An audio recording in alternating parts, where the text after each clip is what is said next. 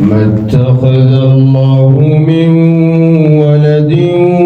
وما كان معه من إله إذا لذهب كل إله بما خلق ولعلى بعضهم على بعض سبحانه وتعالى عما يصفون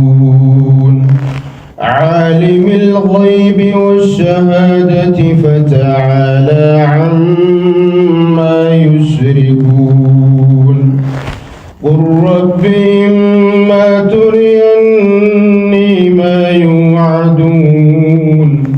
رب فلا تجعلني في القوم الظالمين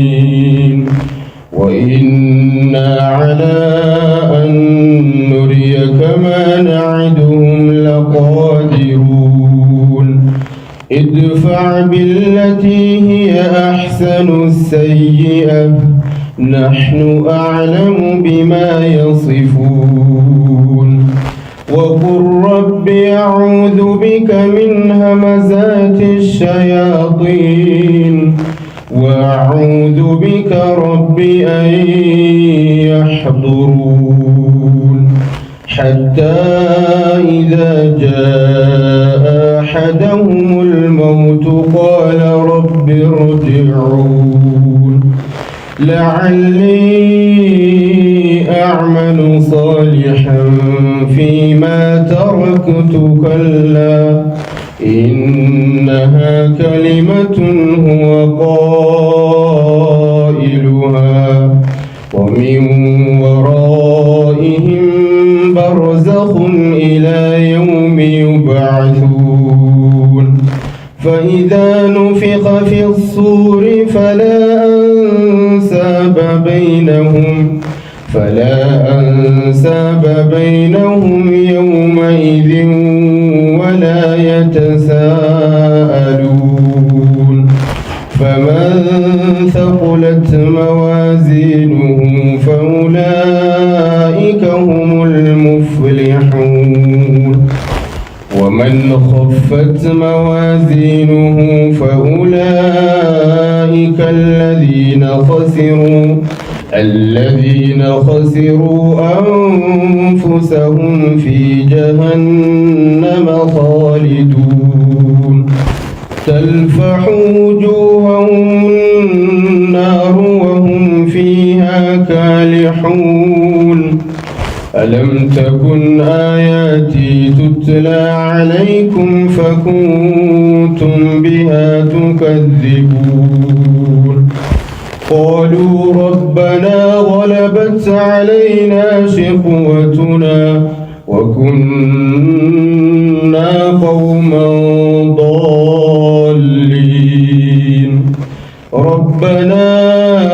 أخرجنا منها فإن عدنا فإنا ظالمون قال اخسئوا فيها ولا تكلمون إنه كان فريق من عبادي يقولون ربنا آمنا فاغفر لنا وارحمنا وأنت خير الراحمين فاتخذتموهم سخريا حتى أنسوكم ذكري وكنتم منهم تضحكون إني جزيتهم اليوم بما صبروا أنهم هم الفائزون قال كم لبثتم في الأرض عدد سنين قالوا لبثنا يوما أو بعض يوم فاسأل العادين قال إن لبثتم إلا قليلا لو أنكم كنتم تعلمون أفحسبتم أنما خلقناكم عبثا وأنكم إلينا لا ترجعون فتعالى الله الملك الحق لا إله إلا هو رب العرش الكريم ومن يدع مع الله إلها آخر لا برهان له به فإنما حسابه عند ربه إنه لا يفلح الكافرون وقل رب اغفر وارحم وأنت خير الراحمين